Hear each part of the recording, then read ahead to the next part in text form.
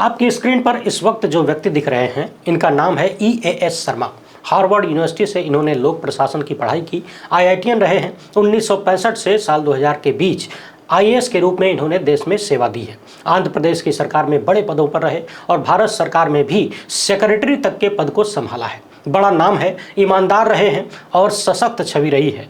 इन्होंने चुनाव आयोग के 2 आयुक्तों और मुख्य निर्वाचन आयुक्त यानी तीनों को खुला पत्र लिखा है और इस पत्र में एक बेहद महत्वपूर्ण मामले पर फोकस किया है, जो साफ साफ तरीके से कहीं न कहीं प्रधानमंत्री मोदी और चुनाव आयोग दोनों पर बड़े गंभीर सवालिया निशान खड़े कर रहा है। हाल ही में खबर आई थी कि EVM बनाने वाली कंपनी के भीतर जो 4 इंडिपेंडेंट डायरेक्टर्स हैं वो भाजपा से जुड़े हुए थे। हमने भी विस्तार से आपको पूरी कहानी दिखाई थी। उस मामले पर भी खुलासा इन्होंने ही कहीं न कहीं किया था और अभी 2024 के चुनाव को लेकर जो पत्र इन्होंने लिखा है उसकी चर्चा हो रही है। इस पत्र में उठाई गई चिंताओं पर बेहद आसान भाषा में बात करेंगे। इसके साथ ही बात करेंगे इस बक्से की। अपनी स्क्रीन पर जरा ध्यान से देखिए। कथित रूप से यह बक्सा साल 2019 के चुनाव के दौरान प्रधानमंत्री मोदी के हेलीकॉप्टर से निकाला गया था और फिर अचानक निकालकर एक प्राइवेट गाड़ी में दौड़ते हुए रखवा दिया गया और जिस तरीके से रखा जाता है वो बड़े संदेह पैदा करता है। इसको लेकर केरला कांग्रेस ने कुछ बेहद महत्वपूर्ण सवाल पूछे हैं। मामला हद से ज्यादा संगीन है। इस काले काले बक्से में कौन सा काला रंग था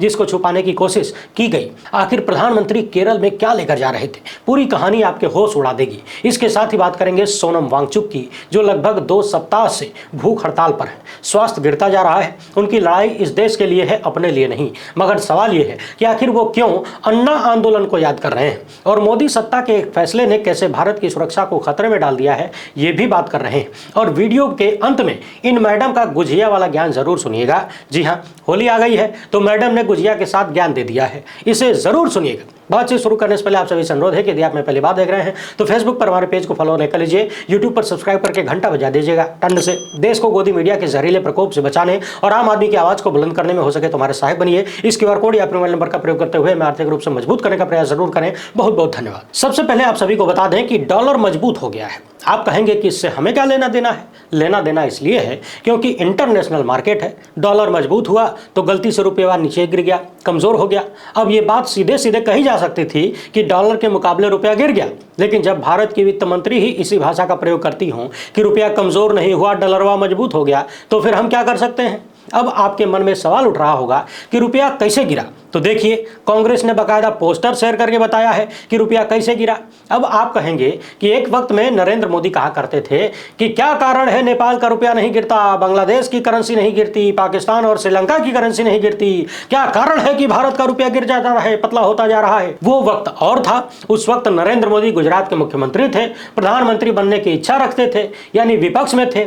और जब कुछ न करना हो, खाली बकैती करनी हो, तो आदमी बड़े से बड़ी बातें बोल देता है। अब आप सोच रहे होंगे कि डॉलर मजबूत हो चाहे रुपया गिरे, हमसे क्या? तो 2 लाइन में समझ लीजिए कि आपसे क्या।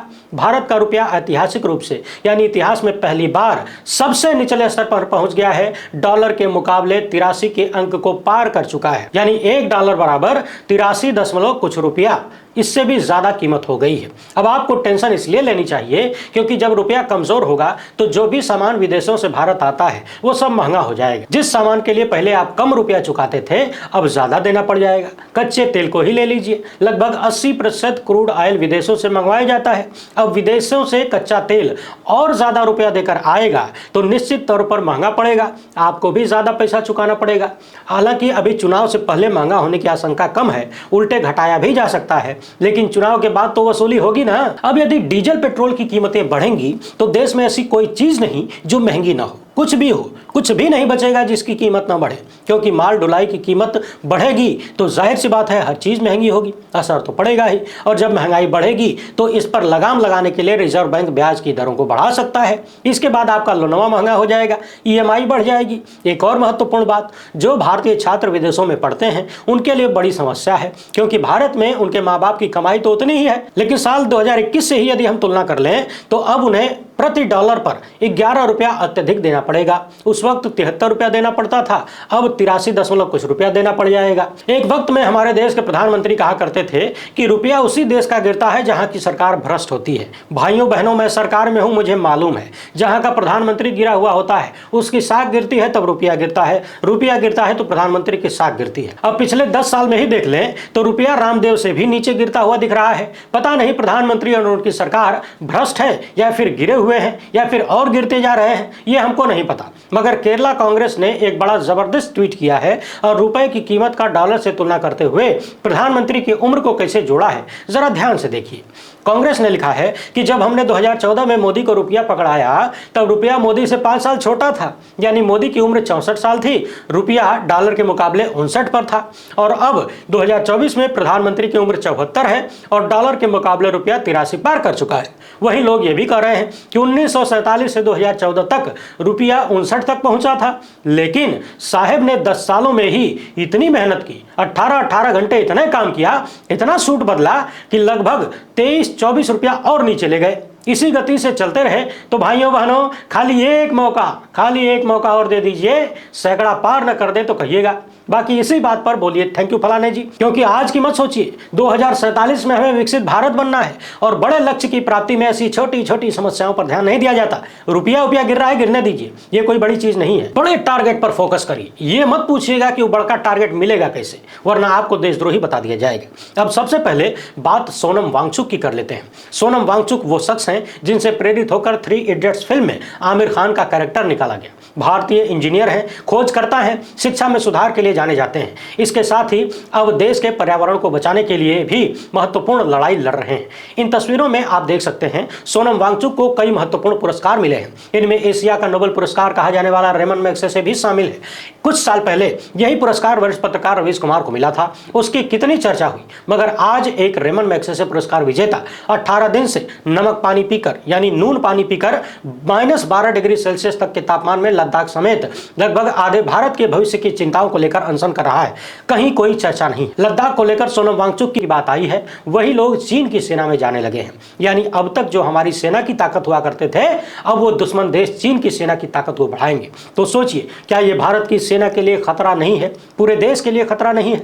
एक तरफ मोदी सत्ता ने बड़े बड़े पेट वाले सेठों का 16 लाख करोड़ रुपया माफ कर दिया और दूसरी तरफ पैसा बचाने के लिए सेना के साथ साथ पूरे देश को कथित रूप से कमजोर किया जा रहा है। गोरखा सैनिकों का चीन की सेना में शामिल होना भारत के लिए बड़ी चिंता का विषय होना चाहिए। पिछले दिनों सोनम वांगचुक ने लद्दाख में चीनी अतिक्रमण का मामला भी उठाया और लगातार मोदी सत्ता की तरफ से देश के बड़े बड़े गोदी मीडिया के चैनलों की तरफ से इनका बायकॉट नजर आ रहा है। सोनम वांगचुक 2011 के अन्ना आंदोलन को भी याद कर रहे हैं कि कैसे उस वक्त की सरकार कितनी संवेदनशील थी। आंदोलन शुरू होते ही कुछ दिनों में ही पूरी की पूरी सरकार हरकत में आ जाती है और अन्ना हजारे जैसे लोग जब प्रधानमंत्री, उस वक्त के प्रधानमंत्री मनमोहन सिंह को पत्र लिखते हैं तो प्रधानमंत्री ऑफिस हिल जाता है, प्रधानमंत्री तुरंत एक्शन में आ जाते हैं। मगर आज रेमन मैग्सेसे अवार्ड से सम्मानित लोग 18 दिन से धरने पर बैठे हैं, कोई सुध लेने वाला नहीं है। वैसे ये सब कुछ देखकर देश की पहलवान बेटियां आज जरा हल्का महसूस कर रही होंगी। कहा जाता है कि लोगों का बड़ा दुख देखकर अपना दुखवा छोटा लगने लगता है। वो सोच रही होंगी कि जब मैग्सेसे अवार्ड वालों की ऐसी अनदेखी मोदी सत्ता कर सकती है तो फिर हमारा तो चले बुले था। वैसे इंतजार करिए, जिस तरीके से महिला पहलवानों के खिलाफ देश का गोदी मीडिया खड़ा हो गया था या खड़ा कर दिया गया था, IT सेल गालियां बक रहा था, जैसे ही सोनम वांगचुक का मामला जोर पकड़ेगा और हर तरफ चर्चा होने लगेगी, उनके खिलाफ भी कुछ न कुछ ढूंढकर, नहीं मिलेगा तो पैदा करके उन्हें भी चीन का एजेंट, पाकिस्तान का एजेंट या फिर कांग्रेस का एजेंट कह दिया जाएगा। इसी बीच उपराष्ट्रपति जगदीप धनखड़ ने कहा है कि मीडिया को सत्ता की दलाली नहीं करनी चाहिए। अब लोग पूछ रहे हैं कि अच्छा वो तो ठीक है, लेकिन उपराष्ट्रपति को क्या करना चाहिए? लगे हाथ इसका जवाब भी दे देते। बहरहाल आइए अब सबसे पहले चुनाव आयोग को लिखे गए पत्र की चर्चा कर लेते हैं। देश के सबसे बड़े पूर्व नौकरशाहों में से एक EAS शर्मा ने भारत के चुनाव आयुक्तों को एक खुला पत्र लिखा है और इसमें चुनाव आयोग को उसकी जिम्मेदारियां याद दिलाई गई हैं। उन्होंने याद दिलाया है कि संविधान के अनुच्छेद 324 में आपकी जो जिम्मेदारियां हैं उसको बिना किसी डर के तत्काल निभाइए। आपकी जिम्मेदारी है कि चुनाव के दौरान हर एक राजनीतिक दल को बराबर का अवसर मिले, किसी के साथ कोई भेदभाव न हो। आपको याद होगा हाल ही में जाकर प्रधानमंत्री ने राहुल गांधी द्वारा बोले गए शक्ति शब्द का कथित गलत मतलब निकालते हुए और गलत तरीके से प्रस्तुत करते हुए धर्म की आड़ में छुपने की कोशिश की। राहुल गांधी ने मुंबई की रैली में ईडी, सीबीआई और इनकम टैक्स जैसी एजेंसियों की शक्ति की बात की थी, उस धन की शक्ति की बात की थी जो शक्ति लगातार विपक्ष की सरकारों को गिरा देती है, जिसने महाराष्ट्र में एनसीपी और शिवसेना को तोड़ दिया। मगर प्रधानमंत्री मोदी ने शक्ति शब्द को पकड़ते हुए पहले उसे महिलाओं से जोड़ा, फिर हिंदू धर्म से जोड़ा और राहुल गांधी पर आरोप लगा दिया कि राहुल गांधी समेत पूरा का पूरा इंडिया गठबंधन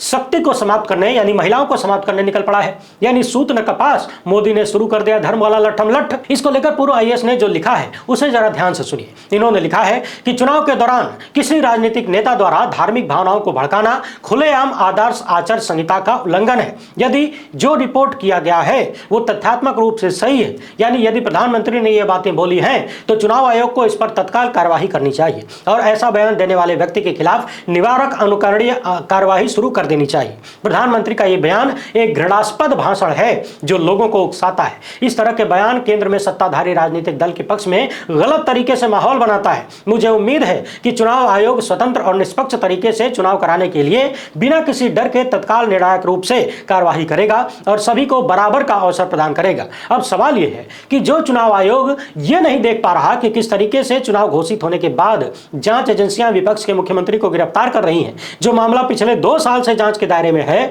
अब तक कथित रूप से 1 रुपया पकड़ा नहीं गया और उसी मामले में आरोपी बीजेपी को करोड़ों रुपया चंदा दे देता है, यह प्रमाणित हो गया है। जरा सोचिए, जिस वक्त में आम आदमी पार्टी के तमाम कार्यकर्ता और नेता तथा अरविंद केजरीवाल खुद चुनाव की तैयारी करते, चुनाव प्रचार करते, अपनी बात जनता तक पहुंचाते, उस वक्त में उनके लोग वकील वकील और कोरट कोरट खेल रहे हैं। क्या चुनाव आयोग की आंखों पर इस कदर पट्टी बंदी है, आंखों में मोतियाबिंद हो गया है, वो भूल गया है कि उसकी जिम्मेदारी क्या है? उसकी जिम्मेदारी है स्वतंत्र और निष्पक्ष चुनाव कराना, सभी को बराबर का अवसर प्रदान करना। चुनाव घोषित होने के बाद यदि केंद्र सरकार की एजेंसियां इस तरीके से खुला खेल फरुखाबादी खेलेंगी तो भला कैसे किसी को बराबर का अवसर मिलेगा भाई, और कैसे निष्पक्ष चुनाव होगा? ये तो सीधे सीधे भेदभाव दिख रहा है। जब देश की सबसे बड़ी विपक्षी पार्टी कांग्रेस का खाता सील कर दिया जाएगा, जब वो अपने खाते का 1 पैसा यूज नहीं कर पाएगी, तो ये चुनाव निष्पक्ष कैसे होगा? सोचिए, बिना पैसे के कांग्रेस और बिना नेता के आम आदमी पार्टी चुनाव कैसे लड़ेगी? ऐसे में यदि चुनाव होता है तो क्या इसे चुनाव कहा जाएगा?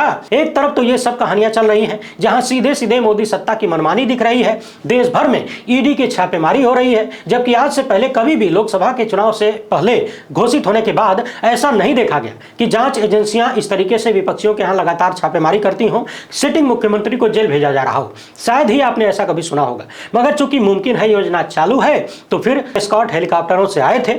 मोदी के हेलीकॉप्टर से एक बड़ा सा काला बक्सा आनन फानन में एक निजी कार में ले जाया गया जो एसपीजी का नहीं था। इस डब्बे के अंदर क्या था? कांग्रेस का कहना है कि प्रधानमंत्री अपने विमान में पैसों से भरा हुआ बक्सा लेकर जा रहे थे। कांग्रेस पार्टी ने इसकी शिकायत उस वक्त की थी, लेकिन 5 साल बीत जाने के बाद भी अब तक इसकी जांच नहीं की गई। इन्होंने लिखा है कि मोदी असली घोटालेबाज हैं जो झोला लेकर फकीर का भेष धारण कर रहे हैं। 2019 में एक आईएएस अधिकारी जो उड़ीसा के संबलपुर लोकसभा क्षेत्र के लिए सामान्य पर्यवेक्षक के रूप में कार्यरत थे, उनको नरेंद्र मोदी के काफिले में एक वाहन की जांच करने के लिए निलंबित कर दिया गया था। एक प्रधानमंत्री को चुनाव आयोग के पर्यवेक्षक से क्या छुपाना था? यह सवाल तो सच में बड़ा गंभीर है। प्रधानमंत्री को आखिर क्या छुपाना था जो पर्यवेक्षक को निलंबित कर दिया गया, वो भी इसलिए क्योंकि उसने नरेंद्र मोदी के काफिले के एक वाहन की जांच कर दी। कहां तो प्रधानमंत्री को खुद ही बुलाकर करवाना चाहिए जांच, आओ भैया देख लो, जांच करो, क्योंकि यदि वो आगे बढ़कर जांच करवाते तो बाकियों को भी सीख मिलती। लेकिन यहां दूसरे खेल चल रहा है। एक आईएएस अधिकारी ने प्रधानमंत्री के काफिले की गाड़ी क्या चेक कर दी तो उसको निलंबित कर दिया गया। और अब ये जो वीडियो सामने आया है जिस पर कांग्रेस ने बेहद गंभीर सवाल उठाया है, आखिर 5 सालों में इसकी अब तक जांच क्यों नहीं हुई? और प्रधानमंत्री मोदी के हेलीकॉप्टर से यह बक्सा क्यों निकला? आखिर ऐसा इसमें क्या था कि किसी और हेलीकॉप्टर में नहीं रखा गया? और फिर आनन फानन में इसे प्राइवेट गाड़ी में क्यों रखा गया? वो गाड़ी फिर कहां चली गई, कहां गायब हो गई? यदि ये कोई सुरक्षा उपकरण था तो फिर किसी और हेलीकॉप्टर में भी आ सकता था। प्रधानमंत्री के साथ कई हेलीकॉप्टर चलते हैं, और वो गाड़ी किसकी थी जिसमें यह बक्सा रखा गया? क्योंकि वो प्रधानमंत्री के काफिले की गाड़ी नहीं थी। और वो बक्सा, वो गाड़ी गायब होकर कहां चली गई? कांग्रेस ने उस वक्त भी सवाल उठाया था कि प्रधानमंत्री को इस मामले में स्पष्ट रूप से जांच करवानी चाहिए। एसपीजी को तो मालूम ही होना चाहिए कि उस बक्से में क्या था, क्योंकि प्रधानमंत्री की सुरक्षा में वही थे। मगर 5 साल बीतने के बाद भी अब तक इस मामले में कोई जवाब नहीं आया, कोई जांच नहीं हुई। ये आरोप केरल कांग्रेस ने लगाया है। सोचिए ये मसला कितना गंभीर है। देश के प्रधानमंत्री पर यह आरोप लगता है कि वो अपने हेलीकॉप्टर में काले बक्से में कैश लेकर जाते हैं, वो भी चुनाव के दौरान, और 5 साल तक चुनाव आयोग उसकी जांच नहीं करता तथा चुनाव आयोग के अधिकारी कहते हैं कि हम भैया एकदम निष्पक्ष हैं, हमारे लिए सब बराबर है। मुख्य चुनाव आयुक्त से सवाल किया जाता है तो वो शेरो शायरी करने लगते हैं और जवाब देने के नाम पर गोल गोल टोपी पहनाकर निकल लेते हैं। एक तरफ नरेंद्र मोदी और भाजपा के साथ स्पष्ट रूप से गोदी मीडिया, तमाम संसाधन, भर भर के पैसा, इलेक्टोरल बॉन्ड वाला भी, तमाम जांच एजेंसियां और कथित रूप से चुनाव आयोग भी है। दूसरी तरफ ये सारी चीजें विपक्ष के खिलाफ खड़ी हैं। विपक्ष के नेता जेल जा रहे हैं, विपक्ष के पास पैसा नहीं है, यानी बात साफ है, सब कुछ जनता के हाथ है। यदि उन हाथों को खुला रखा गया तो, यदि उन वोटों को खुला रखा गया तो। बाकी मशीन के मामले पर लगातार पूरे देश की जनता आक्रोशित है। हम किसी भी वीडियो में किसी भी मामले पर बात करें, लोग एक ही बात लिखते हैं कि कुछ भी कर लो, उसके पास मशीन है। बहरहाल रूबिका मैडम ने एक तस्वीर साझा की है और लिखा है कि आज इफ्तार में होली की गुजिया आई है, मेरे भारत की खूबसूरती देखिए। यानी मैडम इफ्तार और गुजिया को, यानी होली को एक साथ जोड़ते हुए भारत की खूबसूरती बता रही हैं। मगर सवाल यह है कि इन्हीं जैसे लोग, इन्हीं के भाई बंधु और ये खुद भी पिछले 10-12 साल से देश की इसी खूबसूरती का तो बंटाधार कर रहे हैं। आए दिन मुल्क में जहर फैला रहे हैं, आग लगा रहे हैं, और इफ्तार में होली की गुजिया न जाए, होली में हिंदू मुसलमान एक दूसरे के गले न लगें, इफ्तार पार्टी में हिंदू मुस्लिम एक साथ बैठकर न खाएं, इसी की साजिश तो ये लोग पिछले 10-12 साल से लगातार कर रहे हैं। तो एक तरफ मैडम भारत की खूबसूरती भी देखना चाहती हैं, दूसरी तरफ उसी खूबसूरती पर गोबर का लेप लगाकर अपना पेट भी भरना चाहती हैं। वैसे पेट भरने के लिए तो बहुत सारे धंधे हैं, उसके लिए सत्ता की दलाली करना जरूरी थोड़ी है। और बात जब खाली पेट भरने की ही हो तो 81 करोड़ से अधिक लोग आज भी 5 किलो राशन के भरोसे जिंदा हैं, अपना पेट भर ही रहे हैं। उसके लिए देश की खूबसूरती को फांसी के फंदे पर लटका क्यों रही है मैडम? बाकी उपराष्ट्रपति ने तो कह ही दिया है कि मीडिया को सत्ता की दलाली नहीं करनी चाहिए। तो रूबिका लियाकत का गुजिया ज्ञान आपको कैसा लगा, कमेंट करके जरूर बताइएगा। वीडियो पसंद आई हो तो लाइक और शेयर जरूर करें। हमें पहली बार देख रहे हैं तो चैनल को सब्सक्राइब कर लीजिए। हमसे जुड़ने के लिए बहुत बहुत धन्यवाद।